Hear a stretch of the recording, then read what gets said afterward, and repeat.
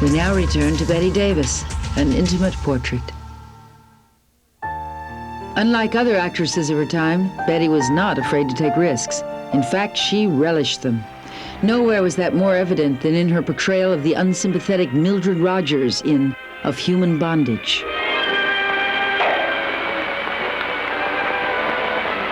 You are going.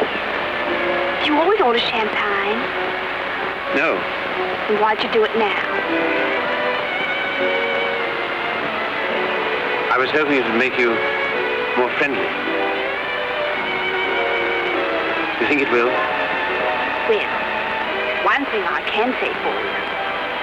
Gentleman in every sense of the word.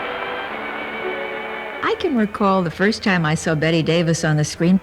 She had so much dynamism and energy and intensity. She spit out words at you, and she fixed you with those Bette Davis eyes. You cad! You dirty swine!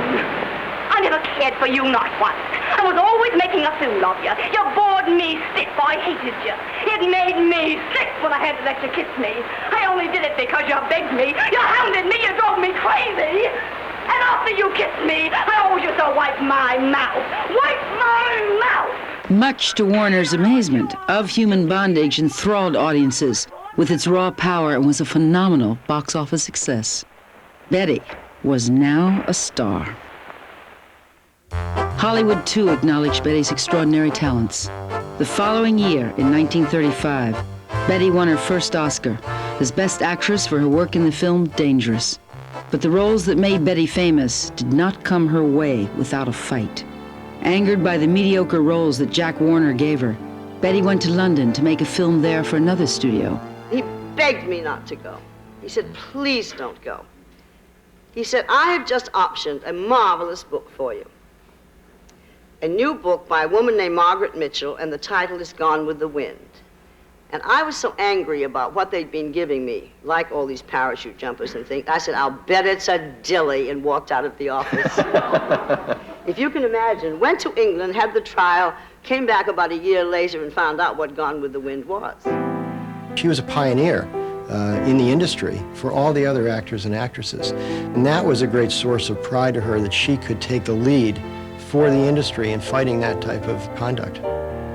Bette lost the lawsuit, but won the role she coveted, beginning with that of the willful Southern belle in Jezebel. A second Oscar for the film would soon grace her mantelpiece. The film paired Bette with director William Wyler. Bette said once, if William Wyler asked her to jump into the Hudson River, she would do it.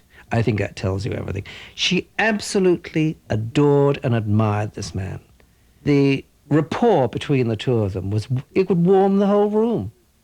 Jezebel, I think, was her favorite film. In fact, we were watching it one evening, and I was sitting there with Bette Davis, Jezebel, watching Jezebel. It was a very surrealistic type of evening.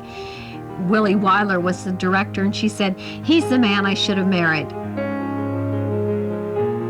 Bette's increasing fame and fortune and her growing relationship with Wyler had taken a toll on her marriage to Ham. After 5 years of marriage, the unhappy couple divorced on August 18th, 1938. I would have always married somebody with money. I mean, I would not have married just for money. No, this is serious. But I would not have married someone who could not support me. Because that is the death of any marriage. Men don't like this.